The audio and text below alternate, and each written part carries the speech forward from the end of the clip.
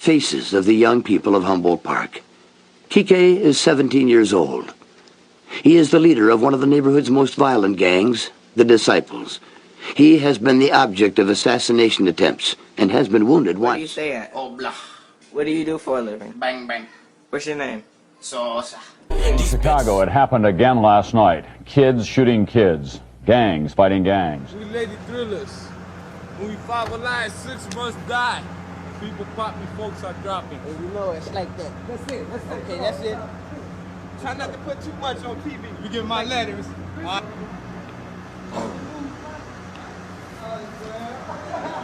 Oh, man. Show them what you know, man. Hey, listen, man.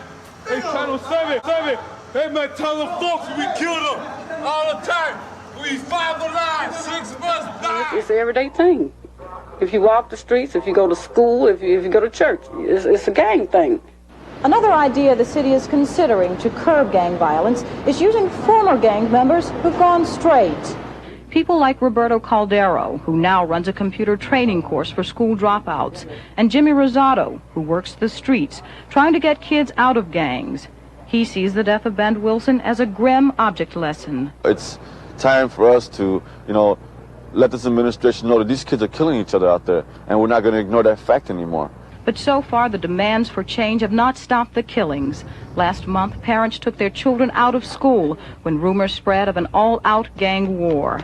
Some say war has been declared. The whole city's in a gang war. We wait, for the trouble to come to us, and then we take care of it.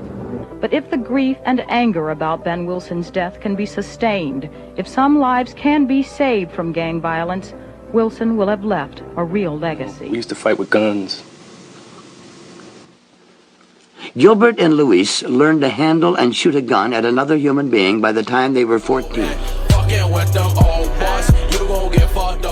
And their police work go hand in hand. See, our situation basically is this. We're going to see you in the daytime, and we're going to give you the answers to this test. Leave these drugs alone. This is what you need to do to get away from it. Leave the gangs alone. Leave the violence alone. And once we come out here at 6 o'clock, if you haven't listened well in class, we're going to police you. And we're going to police you for your own good.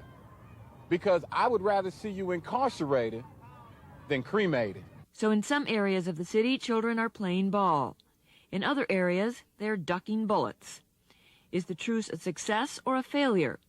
It may depend on the neighborhood. They defend it with violence. You should know that as soon as you join a gang, you know that one of these days you could get shot or killed. This year in Chicago, more than 65 people have been killed in gang fights. But when two reputed gang members were accused of murdering 17-year-old basketball star Ben Wilson, new anger in this city rose about an old problem. We pledge to abolish gang violence wherever it may exist. It is clearly the time to strike. Last week, Washington announced an offensive against street gangs. It includes hiring more policemen, enforcing the 10:30 p.m. curfew for juveniles, and trying juvenile suspects, like the two charged in Ben Wilson's murder, as adults. Those suspects, first cousins, both 16 years old, pleaded not guilty today. Their attorney says there is no evidence they were gang members. Where do you stay at? Oh, blah. What do you do for a living? Gang war. We wait, for the trouble to come to us, and then we take care of it. But if the grief and anger about Ben Wilson's death can be sustained, if some lives can be saved from gang violence, Wilson will have left.